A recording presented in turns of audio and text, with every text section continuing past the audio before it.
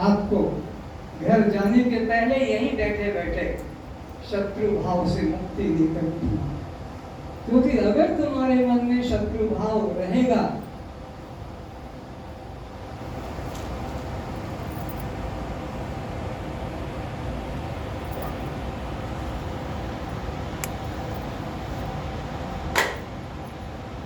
अब ये कुत्ते कुतिया की तरह लटक गए शत्रु भाव वाले, अब ये छूट नहीं पाएंगे, जन्म जन्म इनका बिगड़ जाए। एक जमीन के लिए, एक फिर जमीन के लिए, 150 रुपए के लिए, एक शब्द के लिए शत्रुता, मारपीट, छुड़ा, घोष दिया, जहर दिया, एक छोटी सी बात थी। इसलिए आज अभी यहीं तुम्हें शत्रु भाव का त्याग कर देना है। जमीन जाए तो जाने दो, धन जाए तो जाने दो, तुम्हारी बात भी जाए तो जाने दो, क्या बिगड़ने वाला है? अनंत जन्म बिगड़ गए, एक और चला जाए। लेकिन ये जीवन मिला है, ये हाथ से चला गया और अनंत जन्मों तक फिर नहीं मिलने वाला है। तो इसलिए इसको देखो, ये जुड़ गया है, जुड़ गया है, अब छूट नहीं पाए।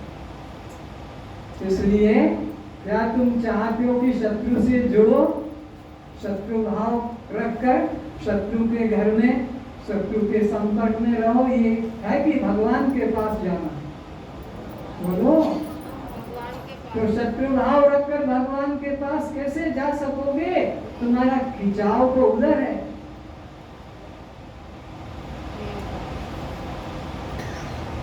तुम्हारे जेब में मोबाइल है और तुम मंदिर में गए, किस लिए गए? भगवान से जुड़ने और संसार से हटने। बोलो हाँ या ना? तीर्थ में गए तो क्यों गए? भगवान से जुड़ने, संसार से हटने। ये जेब में मोबाइल तुम्हारा क्यों है? कहीं मिसकाल ना हो जाए। भगवान की ऐसी भी तैसी, ये हमारा सुरक्षित रहना चाहिए। देते हैं भगवान की तरफ प्रार्थना हो रही थी, अब उधर नहीं, इधर हमारी प्रार्थना चल रही है। तो ये तुम्हारा मोबाइल भगवान से जोड़ने वाला कि तोड़ने वाला? बोलो। तो तुम मंदिर क्यों गए? तीर्थ क्यों भटकने गए? रुपया बर्बाद किया, समय बर्बाद किया, घर वालों से हटकर क्यों गए? अगर इसी को पकड़ के रखना था तो बेटा तो घर में ही था, पत्नी तो घर में थी, पति तो घर में। कितनी ना समझ है। सत्संग में बैठे गुरु के सामने और उसी वक्त रिंग आ गई, गुरु की ऐसी की तैसी, मोबाइल लेकर और बाहर जाएंगे या गुरु के सामने बैठे बैठे बात करेंगे? क्योंकि गुरु को तो शिष्य बनाकर अपने कब्जे में रखना है। उनको चिंता नहीं कि ये मोबाइल फोन पे बात क्यों कर रहा। इस शिविर में कोई मोबाइल फोन का उपयोग नहीं कर सकता, नहीं, उसको बाहर कर दिया जाएगा। क्यों? ये पाप का लक्षण है। मोबाइल पाप भरा हुआ है, पाप से भरा हुआ है। क्या भरा है? माँ है, बाप है, पति है, पत्नी है, दुकान है, नौकर है, व्यापार, ये सारा पाप भरा हुआ है इसमें। इसी में तो ये जीवन अपना बर्बाद कर रहा है। इसलिए सत्संग में जितनी देर बैठो, मोबाइल को छूना नहीं, लाना नहीं। मंदिर में जाते हो, छूना नहीं कि लाना नहीं। तीर्थ में जाते हो तो तुमको भी उसको प्रयोग नहीं करना। अगर उसी से ममता है मोबाइल से, तो फिर मंदिर, तीर्थ और ये गुरु का सत्संग सब व्यर्थ जाता। तो आज शत्रु भाव से यहीं पर छूट जाना है और दिखा दिया है ये प्रकट रूप में कि इस शक्ति से तुम अलग होना है और तुम अब फिर भगवान के साथ में जो है मिल सकोगे। फिर भगवान तुम्हारे को अब संसार नहीं खींच सकेगा। संसार अब भगवान की तरफ, गुरु की तरफ जा सकोगे। अब वो कितनी कोशिश करे शत्रु तुम्हारे को अपने वश में करने का, कि कोई भूत प्रेत अपने वश में कर नहीं सकता। कहते ना, भूत पिशाच निकट नहीं आवे, महावीर जब नाम सुनावे, नाशे रोग मिटे सब पीड़ा, जपत निरंतर अनुभव मीरा। तो देख लो, अब वो शत्रु तुम्हें खींच नहीं पाएगा। लेकिन अगर तुमने उससे मन का संबंध जोड़ रखा तो को तुमको पकड़ लेगा, ऐसे कितना भी बोलो। एक काम ये करना है। दूसरा काम क्या करना है? सोने से पहले तो शत्रु भाव को मन से निकाल कर सोना है। तो पता नहीं कितने बजे हमारा प्राण छूट जाए। शत्रु भाव मन में रखा और नींद आ गई और प्राण छूट गया तो शत्रु योनि में जाना पड़ेगा। इसलिए परमात्मा का ध्यान करते हुए सो जाना। नींद आए जब अपने आ जाएगी, पर तुम परमात्मा का या तुम्हारे गुरु का जो भी जप बताया वो करते करते सो जाना। फिर प्राण जब जाए चले जाए, कोई चिंता नहीं, क्योंकि हमारा चिंतन तो यही था। क्योंकि गीता में भगवान ने कहा है, आपको नंबर भी बताया है, 8 अध्याय का 6वां श्लोक बताया है। क्या कहता है भगवान के वचन?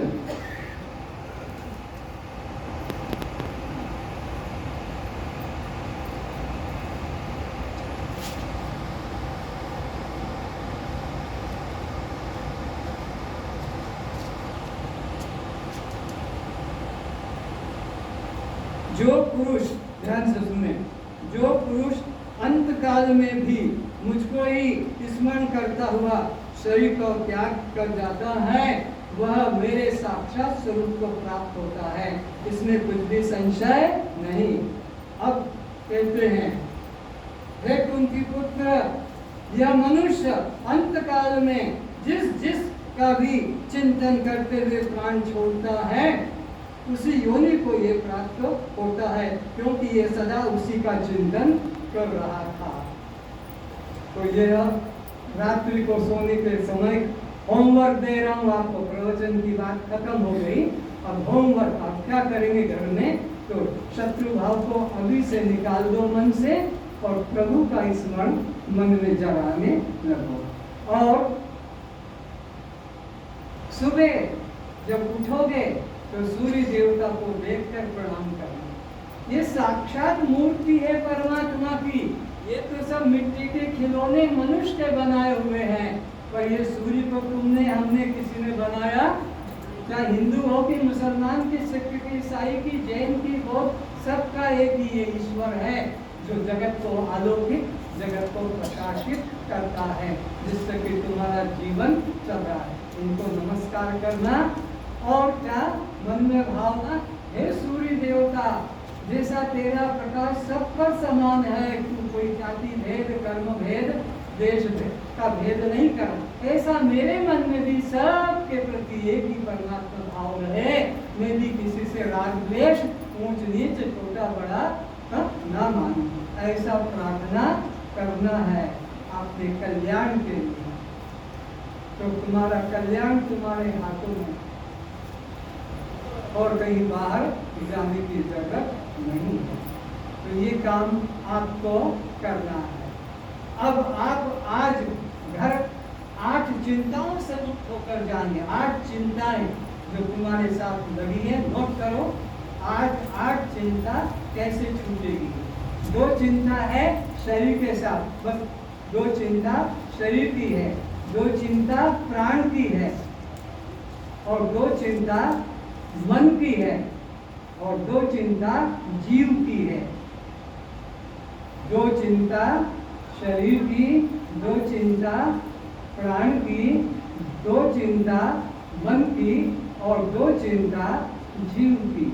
तो इस प्रकार अब क्या क्या है लिखो। शरीर की 2 चिंता है जन्म और मृत्यु। शरीर की 2 चिंता है जन्म और मृत्यु। ये किसके साथ है? ये घटना किसमें घटेगी? शरीर में। कौन सी? जन्म और मरण की।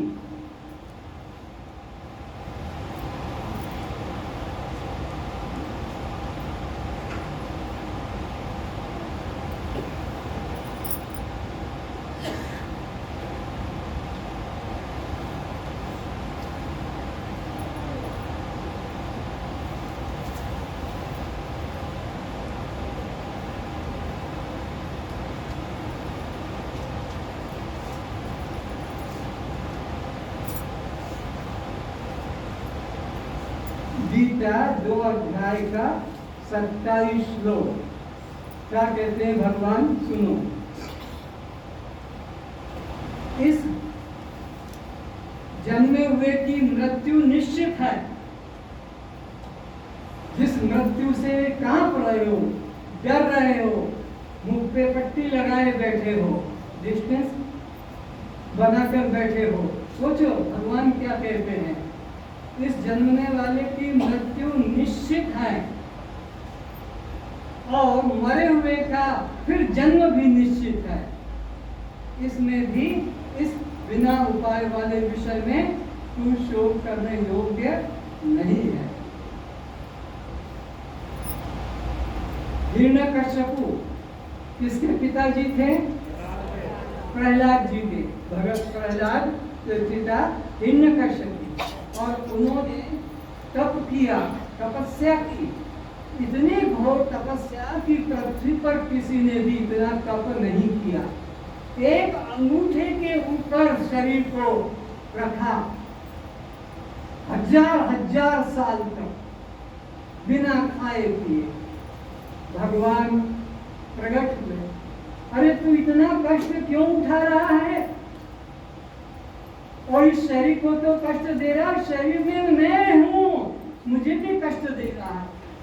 ये असुर लोग हैं जो शरीर को सता रहे हैं, भूखा रखकर, प्यासा रखकर या उल्टा लटक कर, नाना प्रकार का।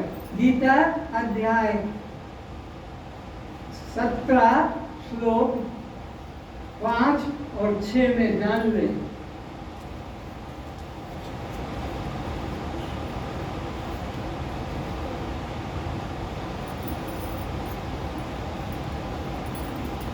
भगवान कह रहे हैं, जो मनुष्य, सुन लो इसको, जो मनुष्य शास्त्र से विहित रहित केवल मन कल्पित घोर तपों को तपते हैं, जितने आप हैं शास्त्र से विपरीत हैं, मन कल्पित, वो कर रहा है मैं भी करूंगी, वो कर रहा है मैं भी करूंगी, ऐसे मन कल्पित कष्ट होगा। दम्भ और अहंकार से युक्त एवं कामना, आसक्ति और बल के अभिमान से युक्त हैं। शरीर रूप से, और भगवान कहते हैं शरीर रूप से स्थित भू समुदाय को और अंतःकरण में स्थित उनके अंतःकरण में बैठा हुआ मुझ परमात्मा को भी वे दुख देने वाले हैं। और उन अज्ञानियों को तू असुर स्वभाव वाला जान, वो असुर योनि में जाएंगे। तो क्या करना चाहिए, क्या नहीं करना चाहिए? 16 अध्याय के 23-24 श्लोक में भगवान अर्जुन को समझा रहे हैं कि शास्त्र प्रमाण से जो बात कही जाती है वही मानने योग्य है। जो शास्त्र में नहीं कहा वो मन कल्पना से मानना नहीं है।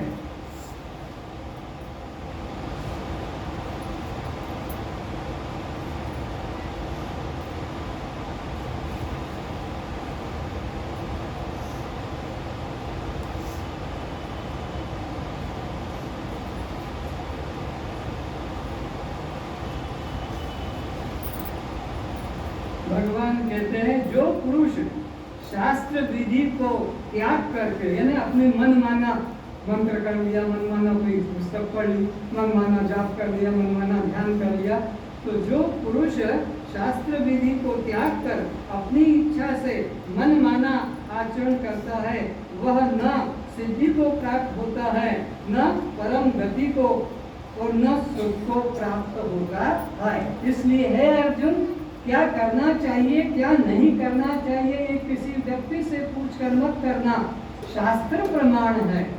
गीता ने कहा इसके लिए तेरे लिए कर्तव्य और अकर्तव्य की व्यवस्था में शास्त्र ही प्रमाण है। ऐसा जानकर शास्त्र विधि से बताए गए कर्म को करना ही उचित है। तो भगवान खड़े हो गए, अरे तू शरीर को क्यों कष्ट दे रहा है और शरीर में मुझे भी कष्ट दे रहा है, क्या चाहता है? अब उसकी बात सुनो।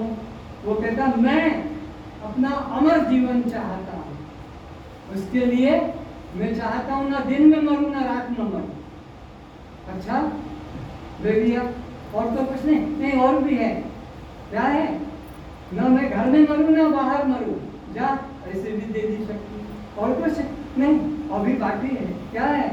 मैं मनुष्य से भी न मरूं, पशु से भी न मरूं। अच्छा, और कुछ बोले, फिर मैं पृथ्वी पे भी न मरूं और आकाश में भी न मरूं। अच्छा, और क्या चाहता?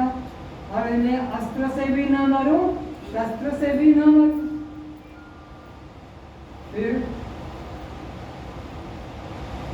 फिर बचाओ, बोलो। रास्ता निकाल लिया, न दिन था न रात्रि, संध्या का समय, न घर के बाहर न भीतर, देहरी द्वार पर मारा, और मारने वाला भी न मनुष्य न पशु, अर्धनारी, अर्ध मनुष्य अर्ध पशु, और नाखून से चीर के मारा, अस्त्र शस्त्र भी नहीं, गोद में बिठा कर मारा, पृथ्वी पर भी नहीं। सोचो, भगवान ने आशीर्वाद दिया, फिर भी बच पाया?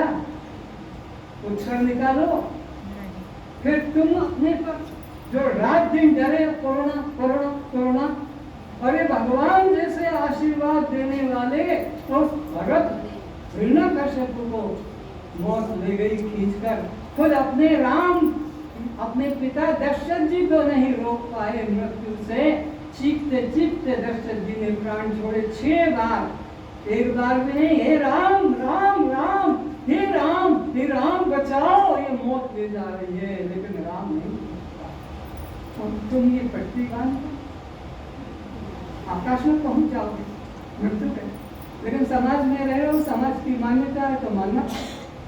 मेरे यहाँ बैठे हो, ये सत्संग का क्षेत्र अलग है, तो तुमको सत्संग के अलावा घर में रास्ते में जो करना है वैसे करो। लेकिन सोचो, इसीलिए मैंने शास्त्र उठाया कि हिरण्यकश्यप को भगवान ने आशीर्वाद दिया, वो भी मौत से बच नहीं पाया, तो तुम हम क्या कोरोना से बच पाएंगे? अरे वो कोरोना आता कि ना आता, मौत को अपने समय पर सबकी निश्चित है। सबका श्वास श्वास गिनकर बैठा है, उससे ना एक श्वास ज्यादा ले सकते हो ना कम कर सकते हो। ऐसे तो अब तुमने भोजन करते समय पट्टी रखी, तो भोजन कैसे करोगे? निकालना पड़ेगा, तब तो रोटी जाएगी। तो ये एक अपनी अवस्था है, जब तुम्हें भोजन करना है तो निकालना होगा। मल मूत्र त्याग कर रहे हो तो न करो, नहाते समय तो निकालना पड़ेगा। तो बात इतनी समझाना थी कि देह का 2 भाग है, जन्म और मरण किसका है? बोलो। तो तुम इसको आज से पक्का करो कि मैं शरीर नहीं हूँ, तो मुझे कोरोना का बाप भी आकर छू नहीं सकता। क्योंकि भगवान गीता के 2 अध्याय के 23 श्लोक में कह रहे हैं, नैनम छिन्नन्ति शस्त्राणि नैनम दहति पावका न शोषति माणिका। अरे मुझे शस्त्र काट नहीं सकते, मुझे यानी आत्मा को, मुझे अग्नि जला नहीं सकती, मुझे यानी आत्मा को, मुझे पानी भिगा नहीं सकता, मुझे यानी आत्मा को, और मुझे पवन सुखा नहीं सकता, यानी आत्मा को। न शस्त्र काट सकता है, न अग्नि जला सकती है, न